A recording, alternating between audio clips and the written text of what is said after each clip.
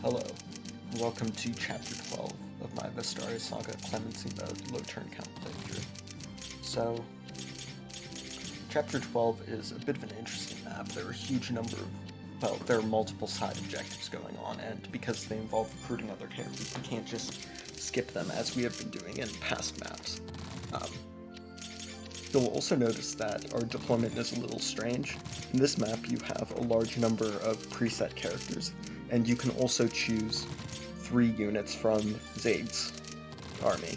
And the issue is that you don't get to pick them individually, you pick them in groups of 3, which are predetermined.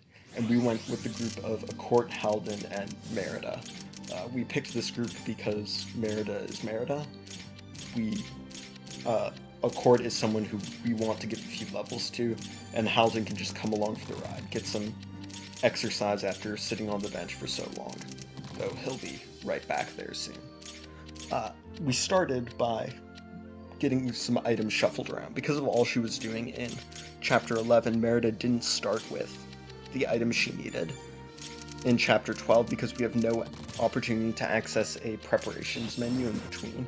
So we had to do this little trick where we Thracia trade across the river with Maya, who's the Eagle Rider that just joined us.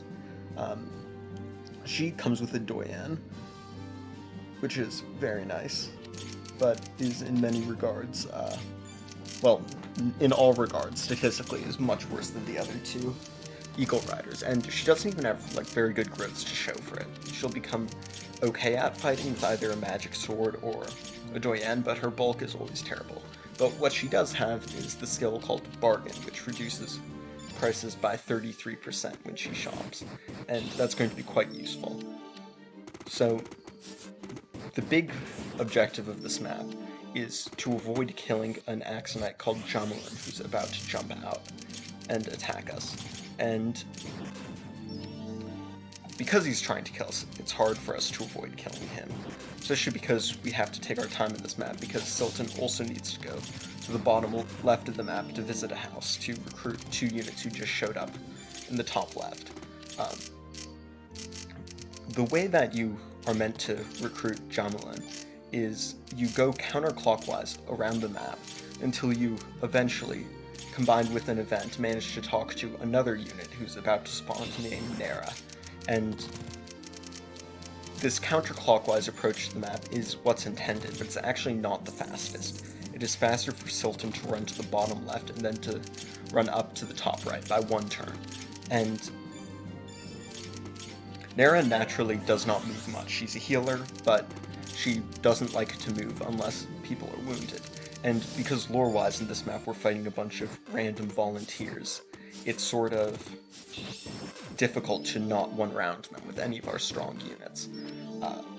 However, we managed to get a few of them injured, and when some enemies are injured, Nera will slowly run to the right, and we need her by turn 11 to be south of the gate we're trying to seize. So to that end, we have Merida messing around over there. Now is a decent time to begin discussing our new units, because there are a lot of them. We have Talon, who is Convoy Man, and can repair items by 1 use each turn. We don't have anything that we really desperately need to use it on right now, so we're just repairing the Alm Solem. We have Helm, who's kind of discount Troy or Merida. He is promoted, he has decent damage, he can use swords, especially blades like the Mighty Zweihander he comes with. So he's alright, but he's not a great unit. And we have Lydia, who is an extremely useful unit because she is a dancer, and even with 5 move and no rescue dropping, that helps us save a lot of turns with her. She also has another thing about her that's interesting, where having her run right towards the heat of the action, and Lydia, of all dancers in the franchise, is one of the easiest to keep alive, simply because of her personal tome. Her personal tome gives her the first strike skill, which is like Vantage, except it always triggers. And it also, if it hits, will paralyze the opponent for 1 turn, which means that their attack against her, if they're physical, stops.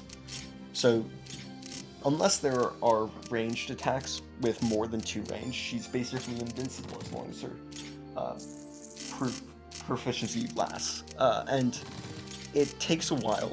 It doesn't have a huge number of uses, but we put it to use in this chapter by having her tank Jamalin, because she deals very little damage with it.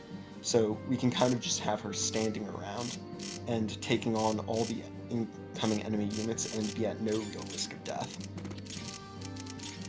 Now this brings us to Hilda and Leonka. Hilda is an axe fighter, and she has pretty good base stats. Not amazing for this point in the game, but thankfully she, with the axe fighter promotion bonuses, is very strong and has an incredible proof called the Justida. And with that, it's brave, it deals effective damage against monsters and bandits, I believe, and gives her some of the most potent offense in the game. She also has the critical reprisal skill, which gives her a 100% chance to crit on counterattacks, and support with Leonka, who is just another thief-like unit. She has a weapon that multiplies her attacks 4 times, but she has awful bulk, and really can't contribute much. But Hilda will actually do a huge amount of work in this playthrough, in one chapter in particular. So after now that we're done with Holand, she's going to be our next sort of training project. Up in the top right, we're just doing a bit to weaken as many enemies as possible, so that Nera has a steady stream of healing, because her heal AI that gets her to run in the direction we want her to, for some reason isn't triggered when enemies haven't taken enough damage. And we pick up this bellflower leaf.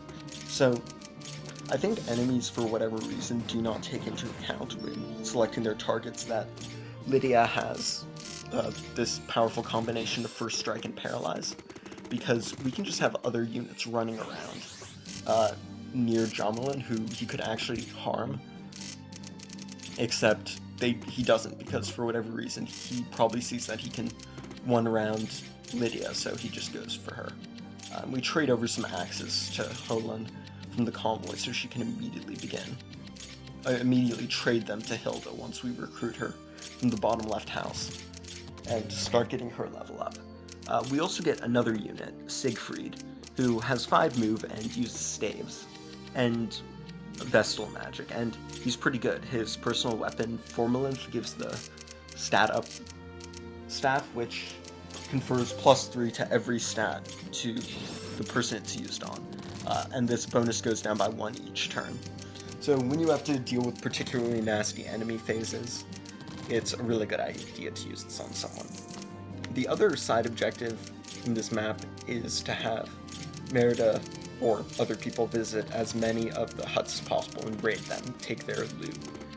We don't manage to get all of them. It is possible to get all of them within the 12 turns, but I didn't plan well enough, and I don't think I need the money that desperately, though now is a good time to say I told you so that if I lose a turn because of this later, you can mock me forever. And the thing which sets a timer on this map has now appeared. These green Dragon Knights will attack the enemy, and if they manage to seize the place we're trying to seize, we lose the map. Thankfully, for whatever reason, they don't attack Nera, probably because this map would be unpleasant otherwise. A fact that might not be known to everyone watching is that in the English version demo of this map, the Green Draco Knights were extremely intelligent and would all dogpile the boss, so this map was very hard to complete. You pretty much had to, within the first few turns, have someone run up, kill the boss, and then just sit on the throne while face-tanking Jamalin until you could eventually do the rest of the side objectives. It was really stupid, and thankfully patched out. The other thing we can do is send Holand to the center island with the item she just got. The Volant Totem should be viewed as a one-use rewarp staff that can unfortunately only be used in this chapter and only by Holand, where she has an event that we'll talk about when it comes up. So this is the first place where there's a big difference between LTCing the Japanese and the English version of this game. In the Japanese version of this game, you can send the Volant Totem to the convoy if Holand has a full inventory, and then later on take it out. and give it to someone else. And we would use the Volant Totem glitch in Chapter 17 to just immediately rewarp Silton into next to the seize point, and he'd tank a bunch of enemies and get some kill and seize very quickly. But we can't do that in the English version, which is probably for the best. It makes Chapter 17 more interesting and makes it easier for me because I don't have to rig as much. So yeah, we're very near the end. Silton just needs to run up and talk to Nera, and then all the red units will disappear.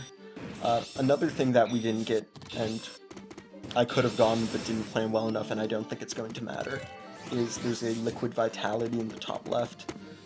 After surviving a Arbalest spear shot to the face, Aya doesn't have enough health to safely deal with these thieves, so she doesn't. She just hovers around, gets a few kills.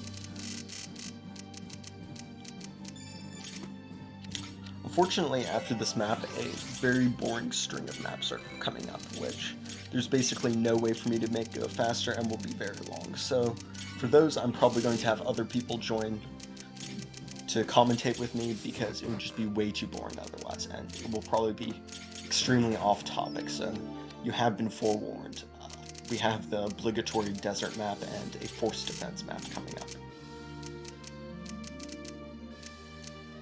So thankfully, on just the last turn, Nera moves south. She really does have to be around that tree, around the big tree, south of the main hut, in order for us to get her on time. And yeah, here Jonlin could probably go and potentially even kill Silton, but he doesn't even consider it.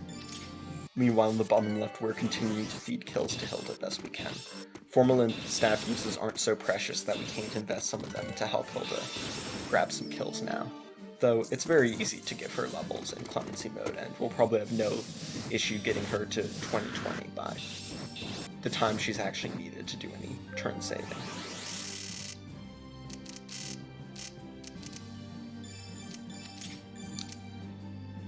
So, we're on the second to last turn now. I'm just checking to see if Raya can make it anywhere, but she can't, unfortunately.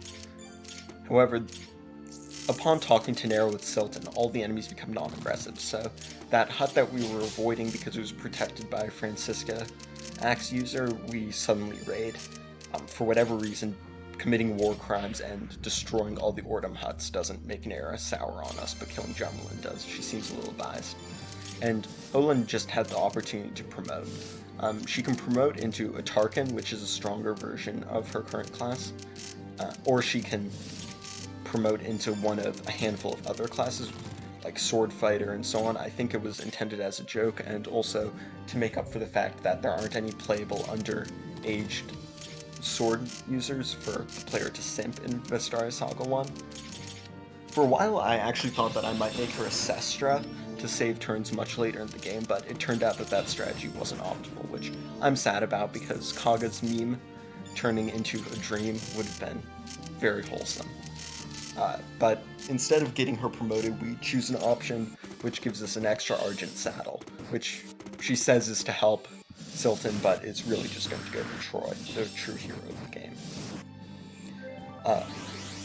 One issue with this map is that after the enemies become non-aggressive, they stop guarding the gates, so we needed someone to plug it up, which in this case was Meredith, because she was around there committing war crimes as we spoke. So we feed one last kill to Hilda, and with that we move off the gate and seize. So that's chapter 12 completed in 12 turns. I will see you guys next time with Sands, which everyone loves.